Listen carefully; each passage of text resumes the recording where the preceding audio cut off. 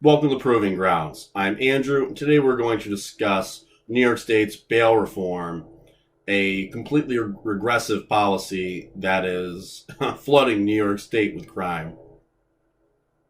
I mean, crime's literally skyrocketed since January. Uh, it, it's insanity. People are getting arrested 3, 4, 5 times a day. Uh, it was supposed to be nonviolent criminal charges, right? Maybe some kid, he was selling a little bit of weed, got caught with one too many grams of weed. Technically distribution level, but, probably not a career criminal. It's not exactly Professor Moriarty working nefarious schemes, right? That being said, though, I mean, this also includes a huge number of offenses, among which violent misdemeanors and some forms of arson and robbery. Immediately gone. New York State's gotten rid of cash bail. I mean, let's begin. The bail bond, the whole idea of bail bond was to say, you know what, we've charged you with a crime. You have two options. You can be incarcerated until your trial is done. You're either acquitted or we keep you for a while longer. Or you can put up a piece of property as collateral to come in. It's their guarantee that you will show up to court. Hopefully, right? Or they will issue a warrant for your arrest and they get to keep the property. Or money or whatever was put up, right? So Cuomo says that's not fair. You shouldn't have to do this. It's rich people's way of keeping poor people in prison. The typical class warfare shtick. It's, pretty much been going on in this country forever, except in New York State, this whole idea has completely poisoned the well. And to be honest, this is the kind of policy you get when you have a legislative body that's almost completely one party. I mean, there's a handful of Republicans, nowhere near enough of a diverse legislature to even begin to challenge this policy. I mean, the whole thing was completely asinine to begin with. We're just going to let people who commit crime just go. And what promise do we have they will come back? Well, we have the super genius that is Bill DeBlasio saying, oh, well, we'll just offer them tickets to basketball and baseball games because, watching the Mets or the Knicks play is totally worth spending the next 10 years in prison, right? Because a lot of these guys are career criminals. You don't rob a bank 4 times in a week and get caught every time, so they're really crappy career criminals. But you're going to prison. Okay, same thing with these guys who are obviously some kind of, these rapists, right? Being charged, I shouldn't say rapists, alleged rapists, who are being charged with rape, getting out, immediately running off, and supposedly raping somebody else, getting arrested for that. They're collecting all kinds of evidence on these guys and just letting them go. Oh, well, rape's not really a violent crime, right? I mean, that is what this law says. Well, that's not really a violent crime. That's why we let them go. We don't consider that to be heinous enough to be incarcerated, or to, at the very least, you've been charged with this, to put up some kind of substantial bail, so at least we know you'll probably come back. If you do, we do let you out. They've completely made a mockery of New York State and its penal system. The judges can't do anything about it. And they're extremely pissed off. The DAs are pissed off. This 14-day rule about evidentiary proceedings now they have to only have 14 days, my understanding, is to collect all their evidence and have it ready to go. Okay, I hate to break it to everybody, but we don't live in the world of CSI, okay? Police officers don't actually, and the crime scene forensics analysts don't actually walk into a lab, touch a little button with 3D graphics pop up, okay, holographic images and all that bullshit. That's not how it works.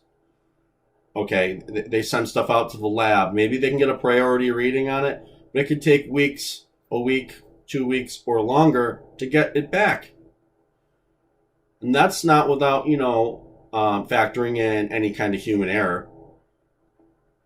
Someone mislabeled something slightly, or the wrong package got the priority coding, or some lab tech left early on a Friday night.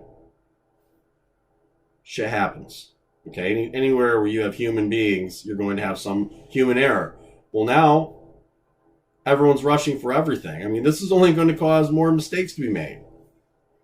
More criminals who should get harsher sentences are going to get lesser sentences or be let go because the new laws are so stringent on the law enforcement side. Don't get me wrong, though. We should be strict on law enforcement, but it should be realistic. They have to be able to do their jobs, okay? When it doesn't matter who it is in the law enforcement apparatus, the people charged with preserving the law, preserving lives, and all that, they should be held to a high standard because of their positions and the potential for the abuse of power. So when a DA railroads some guy or completely ignores evidence, doesn't tell, the defense that there's evidence that exists and hides it, yeah, that guy should probably go to jail. Definitely be disbarred, should not be allowed to practice law. I get it. Same thing with cops. Cops, it happens. Every department of any kind in any business, has its knuckleheads, has its knuckle-dragging idiots who are just going to do the wrong thing. Okay? It doesn't matter. Again, it's human nature. There's always going to be a couple. It doesn't matter what your standards are. Someone's always going to slip through, right? So on occasion when a cop does go on a rampage, commits his own crimes, beats up somebody for no reason, or has a guy in cuffs and slamming his head on the ground, knocking out all his teeth because he's mad he punched his buddy, I get it. Yeah, that guy should face some penalties too. That being said, this law doesn't address anything like that. This is just, you shouldn't have to sit in jail and wait. Unless you murdered somebody. Just because you robbed a bank, you violated people's rights and stole their property. Just because you beat your wife. There's a specific case, a guy was on video beating his wife or his girlfriend, whatever she was, with witnesses. And they let him go. Misdemeanor. So, what do you do? Cuomo himself says, this isn't so good. We'll have to revamp the law. No, Mr. Cuomo, this law is an unmitigated disaster. You should be apologizing to the citizens of New York State. Because in your hubris, you decided what's right for everybody. And all these Democrats in the state legislature spend all their time kowtowing to you. They don't have the balls to stand up and say, no, we're not doing this. Or if we're going to try to do this, maybe we should, contact the district attorneys, contact police captains and commissioners, and, everyone in the entire law enforcement apparatus and try to figure out the best way to enact whatever kind of reforms are necessary. That's what a real leader does. A real leader understands he doesn't know everything. Okay? You are not the God Emperor of New York State. All right? You are not the king. You are not the czar. You are not anything more than an elected political leader. And to be honest, if you didn't live in a state that was so completely turned so far to the left, with a huge population center of New York City, you would not be the governor right now. So here you are, a 3-term governor. You've decided you can do no wrong. You push this through. You ram it down the public's throat, which, by the way, as far as I know, nobody likes this except criminals and the activists that, make money protecting them. You've put the lives of New York State citizens in jeopardy. And we're not just talking about average everyday people walking around. We're talking about people who are witnesses to crimes being put in danger by violent criminals who are now just being released. Yeah, Cuomo doesn't care. Most of these lawyers in Albany, believe it or not, most of the people sitting as our elected officials are lawyers or, related to a lot of these big lawyer families, right? They're not living down in the projects. They're not living in the areas where these criminals hang out. They all live in gated communities. Cuomo's got the protection of the New York State troopers. Well, DeBlasio has New York City police protection. He has a whole unit that's just designated to him. When they're not busy moving his daughter to new apartments and everything on government dime, their job's to protect him and his family. So, when you witness a crime and this guy that you witnessed this crime on gets released, where do you think he's going? Because he doesn't want to go to prison. So, yeah, he's coming straight for you, pal. And eventually what's going to happen is it's going to be an area where people can actually own guns. Since New York City has the 5 boroughs, like the strictest gun laws in the state. You have to have a special permit just to own one inside city limits. And I don't even know if they will give you one that's unrestricted. People are going to start getting shot. Criminals are starting to get shot too.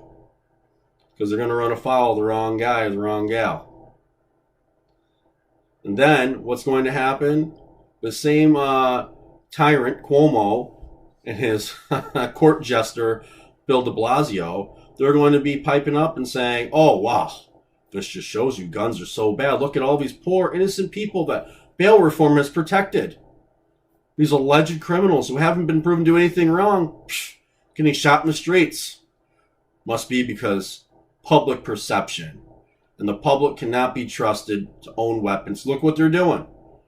Meanwhile, it's going to be some guy protecting his family from some clown who's been arrested 4 times that week, breaking into their house. Some guy coming home to find his wife getting raped by some guy and his buddies, who was already arrested and should have been kept in prison, but have now been released. As far as I know, none of the state statutes allow for you to sue the state for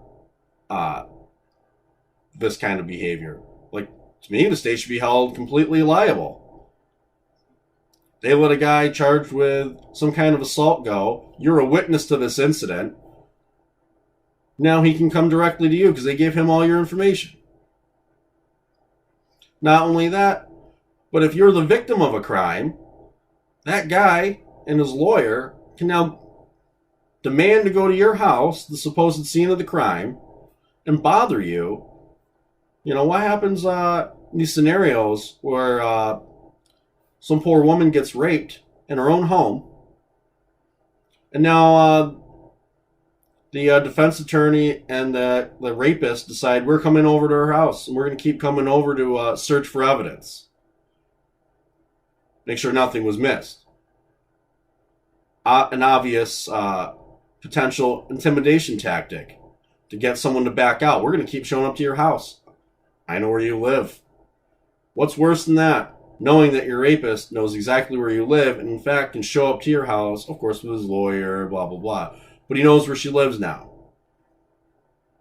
That doesn't scare the shit out of her. Well, else will. Some poor woman who's already been violated in one of the worst ways probably imaginable for any woman. But that's not important enough, criminal offense to stay locked up. Or at least a hefty bail to be levied. Nope. Not according to Cuomo, because it doesn't affect him. At least that's what he thinks. It won't affect him. The radical leftists that have taken over New York City's politics, the people that actually go out and vote in huge numbers down there, will pretty much keep him sitting in power forever.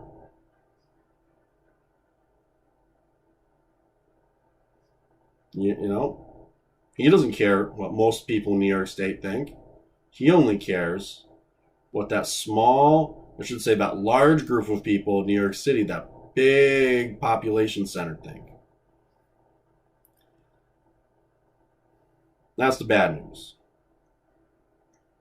The good news is I'm hoping to see that enough citizens maybe take this kick in the ass and start getting out there and voting and paying more attention to who's actually running things at every level of government. Ultimately, it's the citizens of the state who are sitting around on their butts, not getting out there, not voting, not paying attention. If you're a registered Republican or Democrat or to some party in particular, you should know when it's time to get out there and vote, when everyone's terms are up, because they send you mail. You get all kinds of literature by up and coming politicians and incumbents looking to keep their seats. Now, how could you not know what's going on in your own community? So if you're not willing to take part in the politics of your area, starting in your town, city, your county, the state, not just the gubernatorial election, not just the big presidential election, all of that, then this is what you get, and you deserve it. Okay, New York State has the governor it deserves, and it has the laws it deserves. And it's probably going to get worse unless all the people who aren't completely crazy start taking the time and go vote. Inform yourself a little bit. I mean, most of the things I've just spoken about, it's like a 2-second Google search. Okay, that's not real research. If you really took the time to research most of these people running, you can find, or that are currently sitting in the legislative body right now, you can find out all kinds of stuff about them. You don't have to do a background check, hire a private investigator. They give you all the information. They love going out and talking to the public, talking to reporters, getting their face all over everything. They tell you what they're about. Modern America, they tell you. People tell you when they're a socialist, when they're a communist, when they're whatever. They come right out and tell you. Some of them will tell you that they believe in the most vile ideologies on the planet. So they're giving it to you straight up. They're telling you now. They're not even hiding it.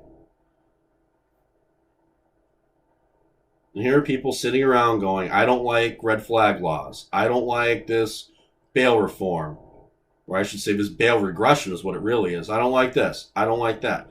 I don't like how Cuomo and Bill DeBlasio treat law enforcement and get out there and fan the flames and push all the sensational news stories out there, ignoring the fact that most of these people, when I'm talking about law enforcement professionals, across the board, most of them just want to go to work and do their jobs.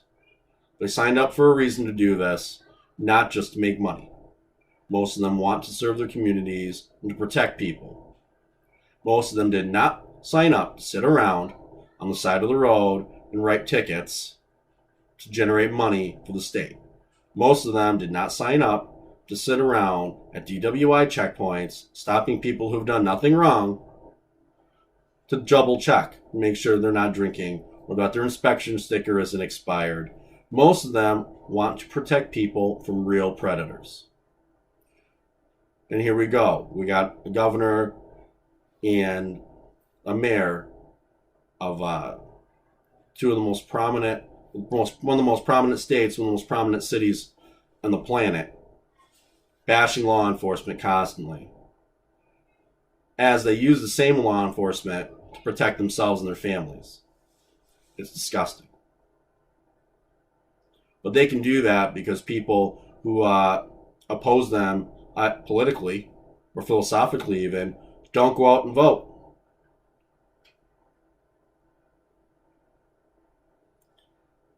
So if nothing else has done it up till now, this bail reform should be the impetus, okay? Get out and vote.